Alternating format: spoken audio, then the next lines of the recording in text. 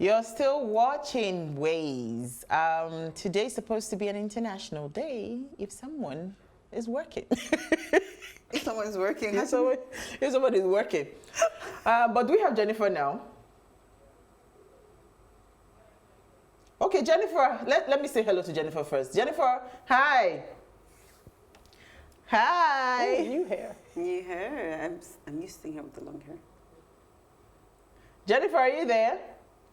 Oh, we can hear you. Can you hear me? Oh, yes, we can. How are you? How is Abuja? I'm fine. Abuja is fine. Awesome. Oh, by the way, I heard that Lagos got flooded yesterday. How's that going? Didn't. My dear, Did this? some parts. But did you see, talking about flood, did you see New York and, is it Florida now or California? Climate change. You're going far. Did you see yeah, our back? I saw that. Did you see our back? No, so the point is, like, who expect Nigeria to get flooded? Like, so these developed countries, so you know climate change is real. Yeah, go ahead. Oh, did we lose Jennifer? Oh, okay. I think we're having a bit of trouble. All right, so it is estimated that anywhere from 60 to 80 million people died during World War II on all sides of the conflict. VJ Day should be seen as not only the celebration of defeat of the tyrannical Japanese government of the time, but also the remembrance of those who lost their lives. There are a number of different ways that people refer to VJ Day. This includes VP Day, Victory in the Pacific Day, that's VP, and Victory over Japan Day. No matter how people refer to this day, what matters is that it is the day on which Imperial Japan surrendered in the Second World War, marking the end of the war. That's the international day for today. Do you know anything about this day? Well, I remember the trauma that was, what's that movie now? Pearl Harbor. Oh, okay. Yeah, so I know history, you kind of have to know a little bit of it, but all these wars and things, like, it saddens me just to know that these things have happened and the human race still hasn't learned its lesson. In fact, we're getting worse. Yeah. So. I think it's just part and parcel of what we are as humanity. I don't think these things are ever going to go away. My question, though, is who makes that decision to call off the war? Like, you know how they say, you know, there was a truce called. Like, how do you get to that point? Because why does it take so long to get to that point? But even with war, Nasa, this question you just asked now, even with war, does it really end? That's what. Well, it does, right? Yes, because there's something nothing in your mind. You're just waiting for the right time because now it takes a new form, right? Well, so yeah, it's evolved now because I mean you could say that about terrorism because of course it's a cycle, it's a vicious cycle. A child probably has their father killed by a bomb, they become hateful and vengeful. But I think with the war, it's more that thing where I mean look at Afghanistan right now. You can say the war there is over because the people fighting the war, everybody has shipped out. So yeah, it can end. Absolutely. So let me come to you, Uti. What did you fight for us to do yesterday? Okay, so my story is a bit of a feel-good story. You know, we can't always be upset, but I'll find a way.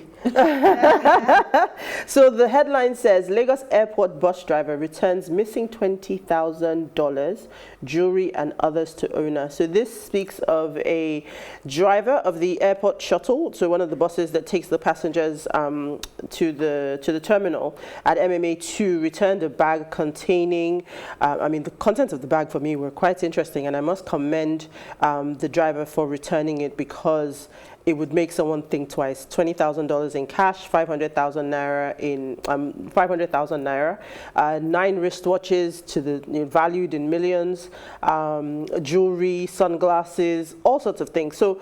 Even a Samsung Note 20 phone. So there's quite a lot in there. Apparently belongs to a prominent Nigerian. So after I read the story, and I went, yay, well done, great guy. And I said, wait, where this person? The content of the bag. Lagos to Borakot. What exactly?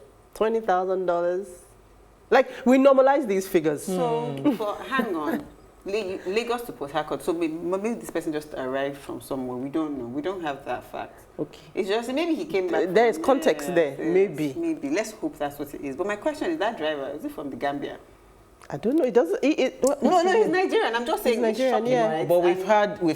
I think we should even mention. But in the times that we're in, people are hungry. I don't see how people are actually being as honest. Yeah. But it's, No. it's very admirable. Sorry?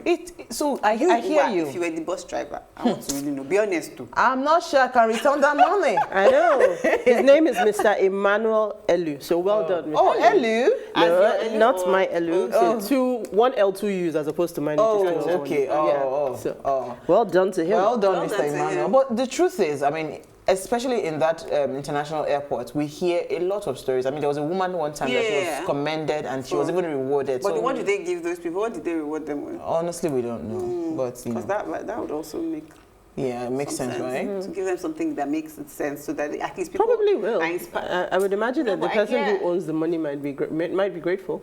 I hope so. True, and reward him. Yeah. All right. So, Nasa, what did you find for us? Well, so I'm taking us to Afghanistan, talking about wars. So from the Punch newspapers, it talks about the women in Afghanistan saying we're not afraid, protesting exclusion. So basically, the Taliban have announced that they're close to forming their new government. So by Friday, they should set up their cabinet.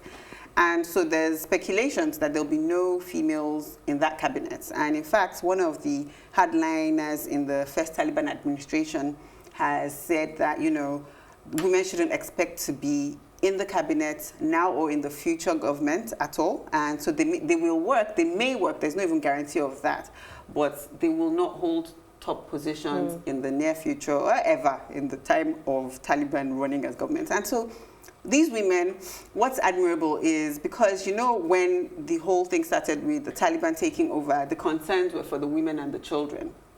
And for me, in a world where we're all moving towards including women more, and, you know, you're seeing more countries have women in top leadership positions, you're now seeing Afghan taking us 100 years back. But the good thing is the women are speaking out, which is so interesting. And I know that that's probably a very risky thing to do, because these women are probably going to be getting what's coming to them. But I admire their boldness, their bravery to come out and say, you know what, we want representation.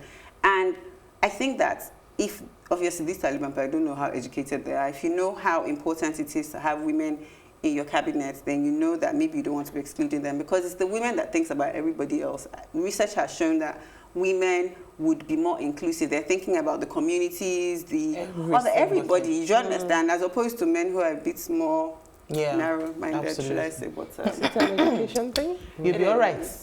Do we have Jennifer? Is Jennifer there? So she take her story. All right, Jennifer, let's hear what you found for us in the news. Okay, so what I found in the news today is, can you hear me? Yeah, we can hear you. Go ahead. These challenges of Zoom. the internet is not your friend, work from home. With Yeah, we can hear you, Jennifer. You can go ahead. I think we have your audio. NDLEA and DSS uncover prohibited hard drugs at Apapa port.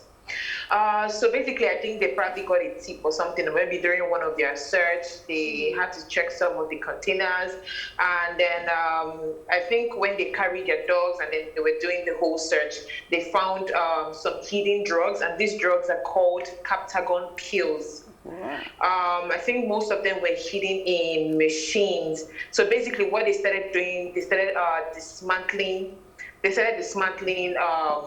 the machines, started uncovering more drugs.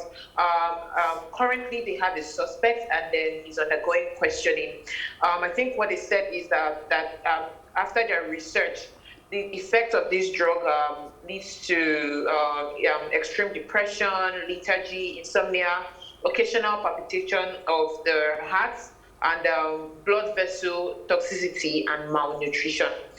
So what they're saying is they're fighting really hard, and they are making sure that they do thorough search to find out where these drugs are coming from and to uncover more of these drugs before they get shipped out or before they come into the country. When I saw that story, so scary. But the good thing about this story is the synergy between these three establishments, the customs, agencies, thank you for the word, customs, NDLEA and DSS. They said they had been training it for a week. So they took 1 week to monitor, and they were able to uncover this. So imagine if Can we they have... trail other things like that too? Yeah, that's what I'm saying. Imagine if we have more synergized operations. You would see that it will go faster, and you would actually, you know... We know what that tells you is we know what to do. Absolutely. It's not for lack of... I agree. But to piggyback back to Nasser's story, I would like to take my story, which is about women soldiers, the first group of female Saudi soldiers. They graduated today. Yeah, They wear trousers. Yes, I saw the pictures. They were wearing trousers, you know, where people are trying to take us 100 years backward. Saudi Arabia is the home of Islam, as we all know it, right? Yes. And yet they are moving forward. Because all the things, they had approved women driving. Now we're seeing graduating the first set of female soldiers. So these female soldiers, they are the pioneering recruit. They completed a 14 weeks basic training at the armed forces, you know, and they said that they are going in line with international quality standards, to meet, the requirements for female recruits in the military. So I am so happy, and I want to say congratulations to all the women that were graduating, or that graduated today. Or was it yesterday, Wednesday? All right, so that's our conversation. When we come back, it's our ladies' night out. Women matter. Yes. Ladies' night. Feeling night. Okay, we'll take a break. See you after the break.